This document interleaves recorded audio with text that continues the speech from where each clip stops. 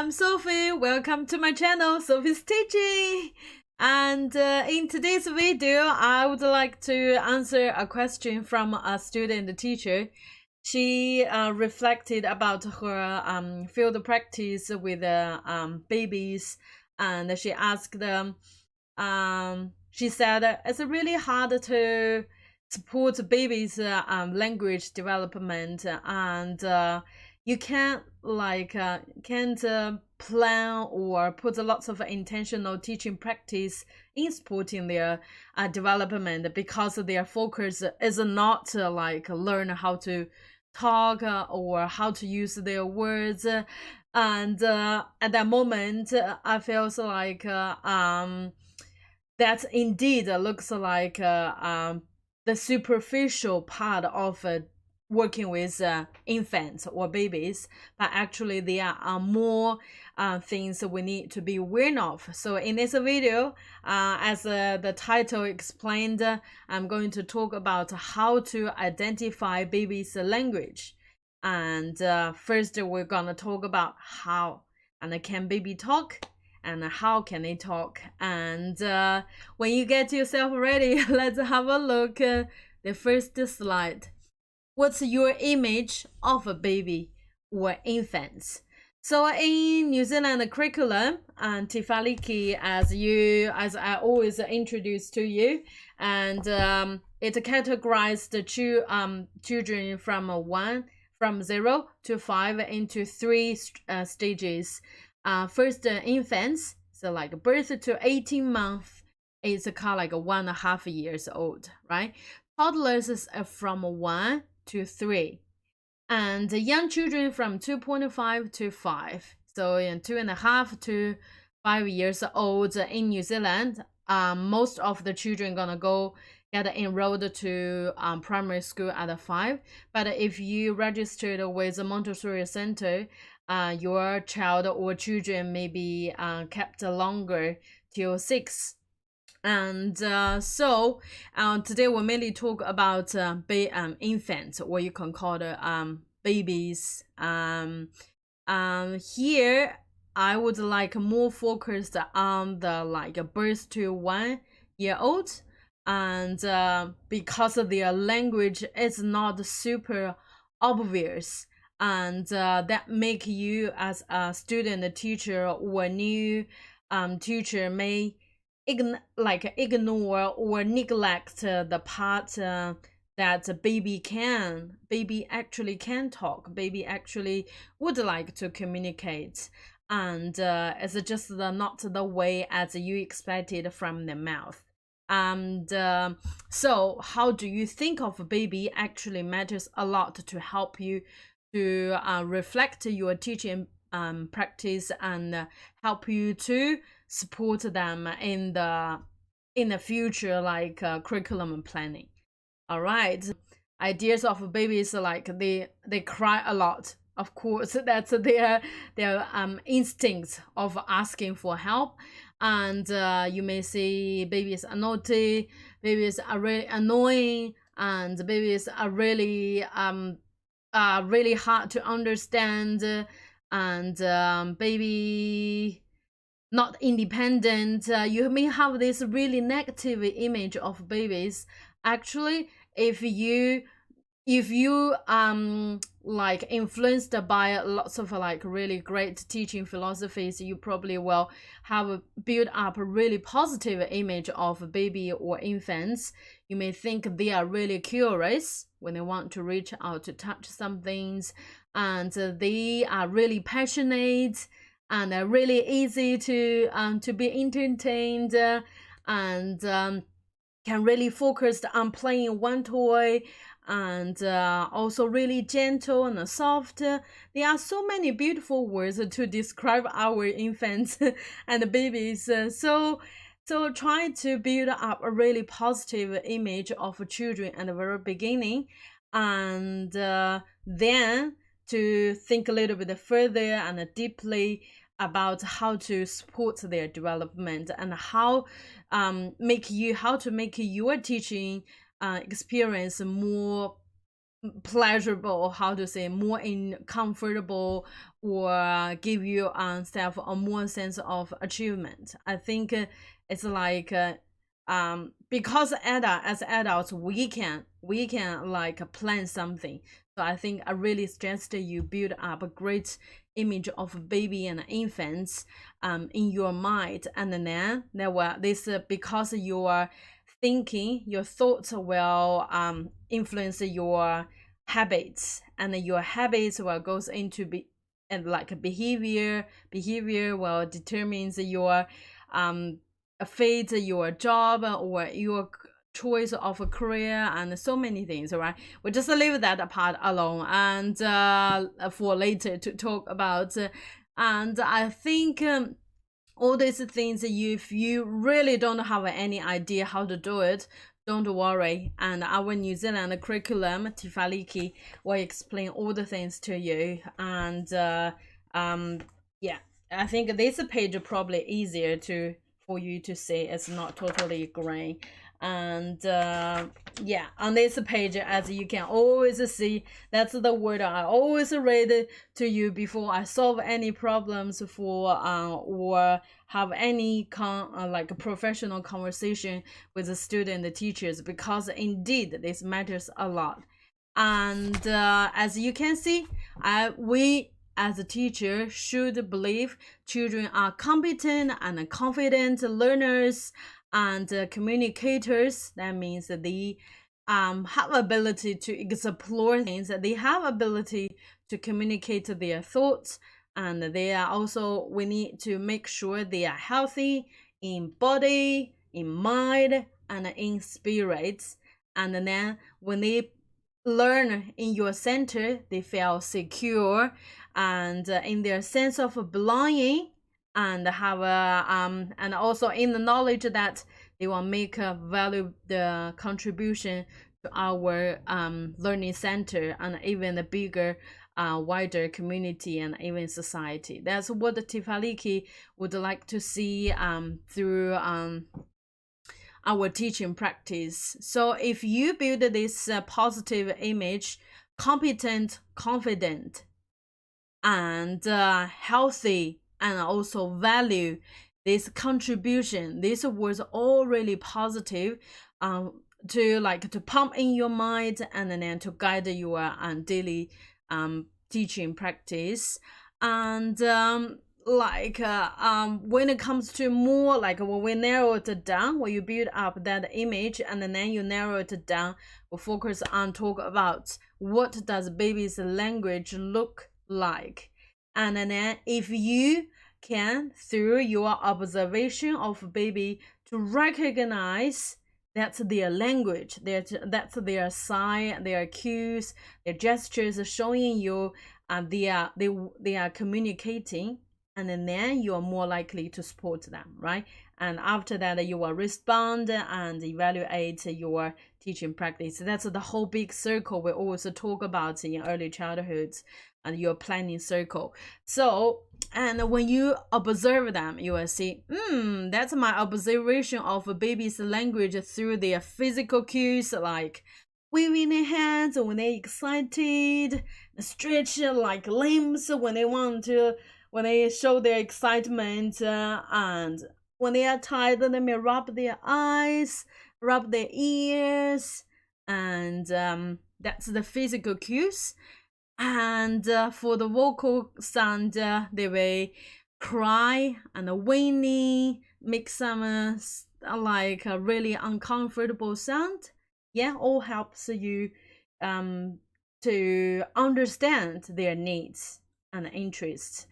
And I also, based on my field professional practice, based on my professional development course, I put senses likes and dislikes over here, because I believe the 5 senses, like children's sight, smell, hearing, taste, touch, any of these like these 5 senses shows they like it, the preference, or the dislikes, making an annoying sound. yeah, that make the you think that's annoying sound, make the sound that is really unhappy sound, you probably need to get it to be vigilant of probably that's the time that baby is talking and communicating with me, and I need to be aware of this, and then see when I can intervene in this situation, help or to see whether baby can help them but help themselves on their own. And that's based on my like categorize.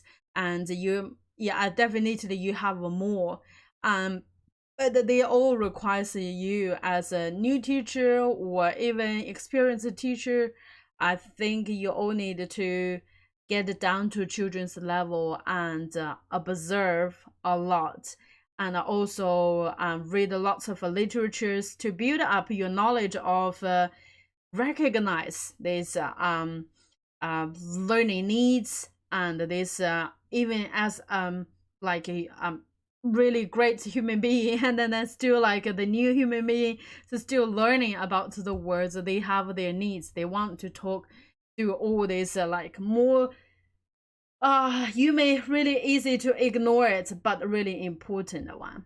And so next I would like to talk about why does baby cry, because that's the most of the that's the cue you see mostly, and you may say why does baby cry, and if you understand that's their way to communicate, and then you may try to analyze or try to understand or try to decipher many message carried out through their crying and through their whining. I when baby cry, I probably check the whole environment around and check the baby, make sure your eyes on the baby, and to check and to scans about it's the environment factors. Yeah, baby when babies first visit the center or morning when they come to the center, they may feel like unsafe to come into this environment, so that involves the familiarity. And yeah, it's a for like not only for babies, for toddlers, preschoolers, all happens. Yeah, because they don't feel like familiar with this environment. Of course they may feel struggle to calm their body down, right? And be happy. And next one is they may feel uncomfortable with some of your holding gestures. And when you hold how to hold the baby like properly, when you hold their neck and the back properly, get to give them enough support, or you probably hold the part like that hurts them, and all these gestures may make your body is telling them how to say that. It's like when baby cries, it may this may maybe may if a baby cries, maybe baby is telling you he or she is not feeling comfortable, can you change a gesture? All right. And also I think the basic needs always come first. You always need to think is about eating, or is about like is baby hungry, or so doesn't like the food, or the food may drop to the ground, or want to eat by their own, or is a little bit tired, or need to have a really wet nappy or soiled nappy need to be changed. When they change it, and then they will may feel really happy. That's really simple, but sometimes may really easy to be like neglected. And even the burps right after drinking the milk.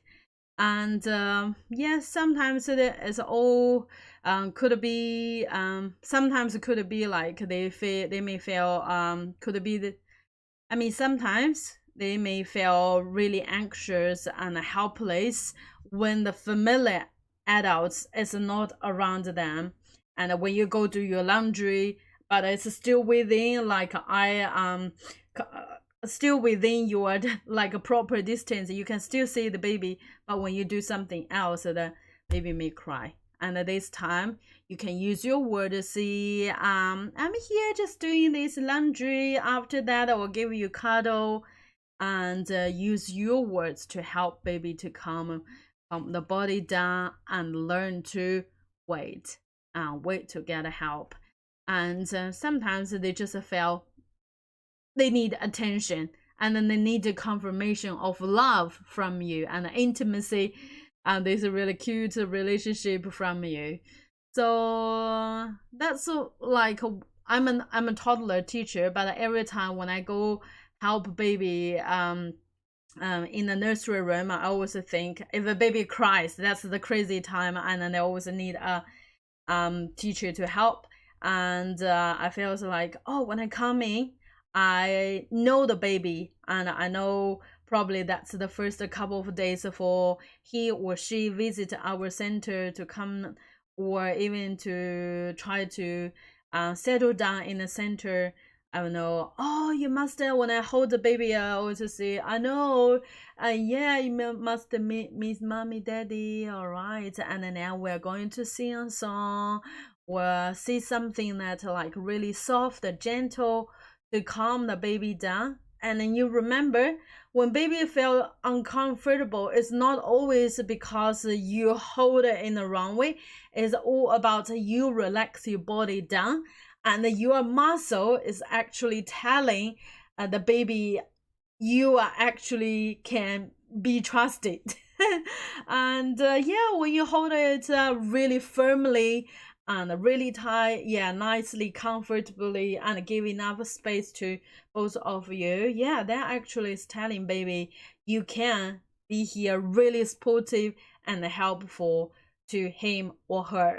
And I may ask the other colleagues to say, oh, did the baby eat, or maybe hungry, or maybe waiting for nappy to be changed, anything I can help.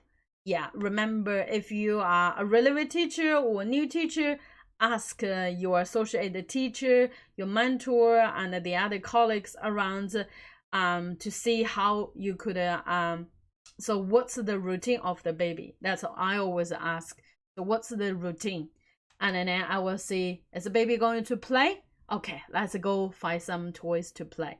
If a baby is really hungry, okay, can I go get some milk for baby, or can you get a bottle for me so I can feed the baby? And this all helps me to quickly get the information and pick up the needs of this baby, pick up the cues. All right. And next slide, I would like to talk about how to decipher infant's language. And you may hear, or you may realize all these things, but how to decipher is a really great word. It's like feels like that's a really high level of you to understand the baby, but everybody can try it. Even you are a new teacher, even probably first day, you can still through all these things to your observation to decipher their language. All right, here comes a couple of questions and help you to reflect and help you to think. And could this be the direction I go work and to understand and decipher baby's language? First one is, do you know how to observe children? Yes, when you get down to their body, they lie down on the floor, and then can you one day try lie on the floor, let your friends walk around you? How do you feel? Yeah, do you feel scared when they walk across your body? Yes. So what does this say to you? This indicates to you that please walk with respect. Probably not walk across over baby's body, even though they don't know, even they can't see it out. All right, and observe baby requires your patience, your energy, your great effort of sometimes blend yourself into a wall like a fly, and just observe. And but this is not like you don't need to worry about like the other people judge you, say you're not working, you're just sitting. No. Quality observation requires your lots of your skills and abilities. So remember, observation is also the first step to help, and you can think about that if you got inspired. Second one, do you know how to build a relationship with infants? This is a big topic, and I would like to talk at the end of today's session.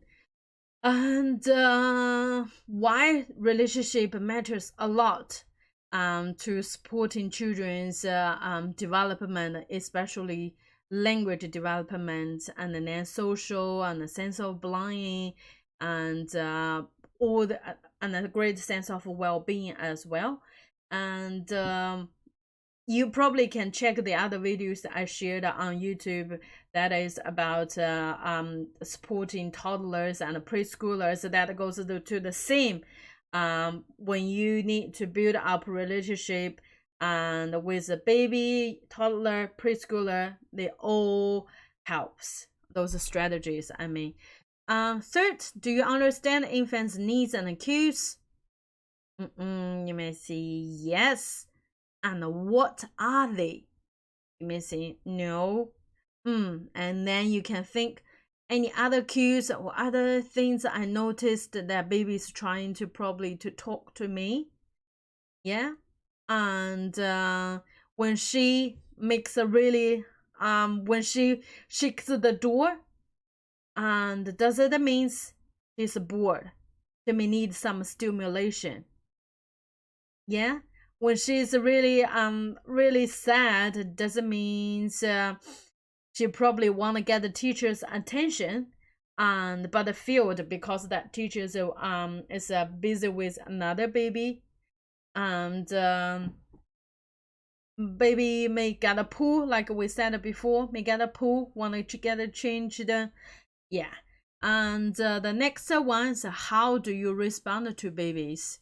Well, you just say, you're right, you're fine. Is that the way you respond to babies? Or you may say, I know you're really sad, and or, oh, are you hungry? Do you feel hungry? And how about we get some milk for you? Yes. And then this is all the way. Yeah, that's really shows your caring and the passion of look after babies. No matter how busy or relaxed you are, the proper like language will always be appreciated well, like and valued well, looking after babies. And next one, do you know how to talk to infants with respect? Yeah, not to talk down to them, and with respect, equal. And that requires a little bit of skills. And let's see, when baby is sitting at the table and getting ready to eat, and you may say, you may just go walk there and then get the baby around the baby. That's not to the respect. You probably want to see, yeah, it's kind time, and it's a meal time, and let's go get the baby on for you. And yeah, you can use a hand to touch it, and then get those felt on the baby's body and let them feel it. And now let me get this ready for you. And then you do it. When you're done, you may say, it's done. It's ready. And we are ready to eat. Yeah. Get these words. That's the way you show respect, instead of be quickly rushed to and then get to the and that's you finished your job, you fulfilled your like desire to get things done, instead of the babies, right? And also, by the way, that's not the way. How to say, it's not about the judgment, it's just encourage you to reflect about your teaching practice. And also remember, are you a positive communicator? And when baby cries, do you always say, oh, why you cry? Huh? Why you cry? And I drive me crazy.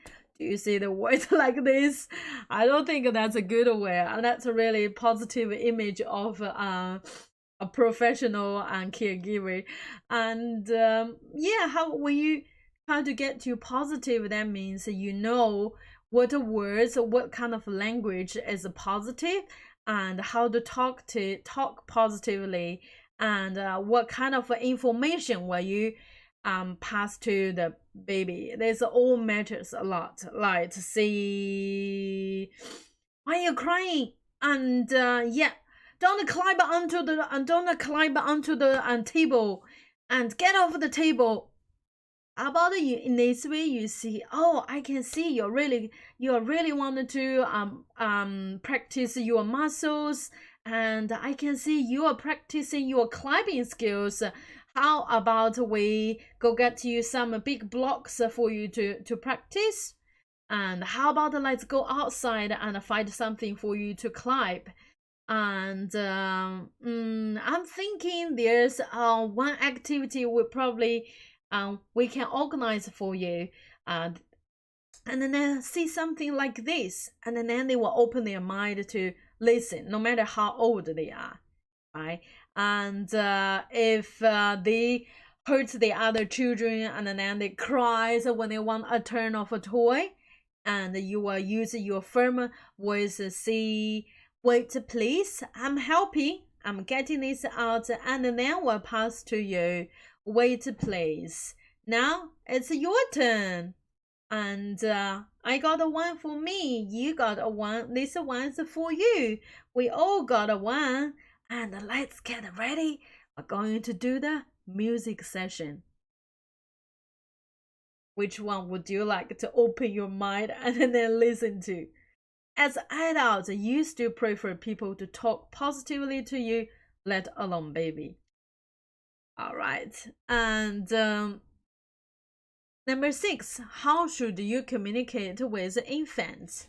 How should you communicate with infants? This I separate this. I give 2 main areas for you to focus on, and one is like more about yourself and as a teacher. Second is more about environment resources, but also requires your intentional teaching practices. And like I said before, how should you communicate with infants? Let's see, I got a baby, and I first hold nice gently, and let's have face-to-face, eye-to-eye contact. Or when baby lie down on the floor, you get down to baby's level, and use nice soft voice and a tone, and even pull a big smile and full attention, instead of playing your phone or write something to distract your talk, communication, and conversation with babies. And sometimes you may need your animated voice and tunes, like, hi, I can see you're really happy today. and also remember to clearly express verbally and non-verbally. And your face may pull a big smile on, and then it means you're gonna pass down the positive information. And I say, I'm happy, I'm going to talk and greet you, show my greeting, and also I'm going to help you, and with this way. And next one, now also remember, be kind and respectful. If infants normally around 8, 9, and 10 months old, they are more likely to climb and climb around, and then how to make sure they explore safely, and also respect the other baby and infants rights, and that matters a lot. If they use their hands to like hurt and then slash, how to say, if they hurt the other kids, like infants around them, you can see, oh, I can see you're curious about your friends, but we would like you to use a gentle hands. Yeah, and then you use a gentle hands on baby, or you use a hand on hands, and then use a gentle hands to role model these positive behaviors. And but when you do that, your language also helps him to understand. This is all like positive. It's not only behavior or language, it's both at this stage. And I think even applies to older kids as well.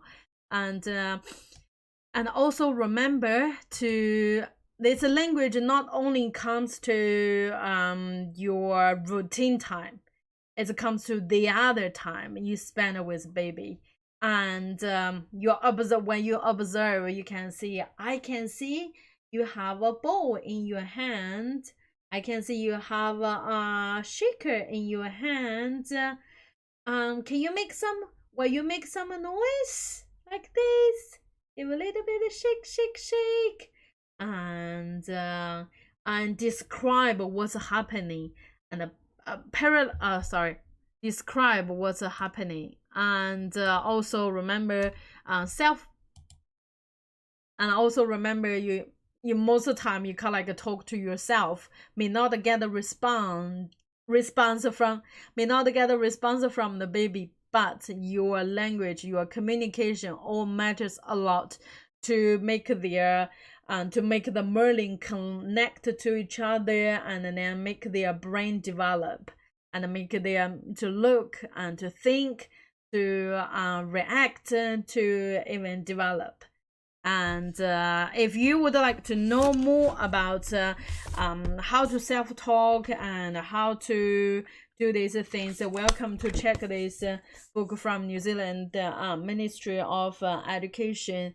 It says talking together, te kolelo. And in this book there are tons of examples given to you about how to use a positive language to support the children. And they even have these really lovely flashcards. It's like a hand size, and when you open it, it has so many flashcards that you can use. There we go. I think it's here. These cards you can use. That says all the strategies you can use. I think the first one, serve and return, interpreting, expanding vocabularies, and the 3 R's and actions, and supporting home languages, conversations and questions, storytelling, encouraging to a connecting relationships. Older children help younger one, words and sound, the play, talking about feelings. This is more for older kids, but some of the strategies also apply to the younger infants as well. And welcome to practice them, and give you lots of reflective questions to reflect your teaching abilities. If you don't know how to do that, don't worry. And there's another pack of flashcards called intentional teaching practice, and they also show you the language you can use to implement the strategies. There's so many ways. Even you don't know, search online resources and read literature and children books to pick up those language. I will make a really great a series of videos to introduce how to do this, and then you can look forward to that. All right, when we have finished talking about the teacher themselves, how to support baby's language development, and how would you communicate, you also need to get the other like hardware parts ready to help your communication with infants, babies. Like create a language-rich environment. I think a baby really grow and learn in a language-rich environment, no matter it's a way about their home language or their or the local like English language. They all need lots of stimulation and lots of hearing and sensory this environment. And also remember to provide not too many and not too few resources around the babies. The too much make them really confused and really struggle to make choice, and can't let them. It's not really encouraging them to focus on doing and finish one project, their project. And the last, I think, the software part is teacher, the hardware part is the resources, environment, and as to how to create like language environment, language rich environment, I will talk about in the next video. And here it comes to the last part, the part I really would like to give more ideas about as a relationship as the key. As you can see, I have mentioned so many times of how to do this and why we do this, and even the importance of building up a relationship with babies, parents, and the other people involved in this program. So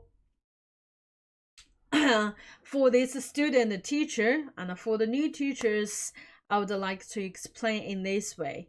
And when parents drop their kids to our center, and they expect to find caregivers and teachers who respect their kids, and then who knows how to support their child or baby, and who knows how to support their children's learning.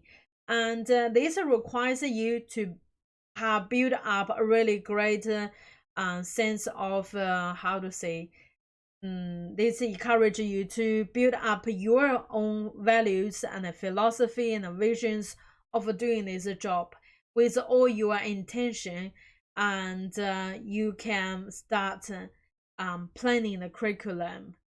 And when you implement your curriculum without positive relationship with the children and reciprocal and responsive, you can feel really hard to let your curriculum go smoothly, which means relationship may be the one you feel struggle to build up in within 4 weeks field practice, but you have to build this up in about 1 week, 2 weeks, through knowing their routines, their eating, their sensory likes and dislikes, their cues, their gestures, and even their parents and families, who they are, what's their name, and what's the relationship, and what's their preferences, and their cultural backgrounds. Well, do the baby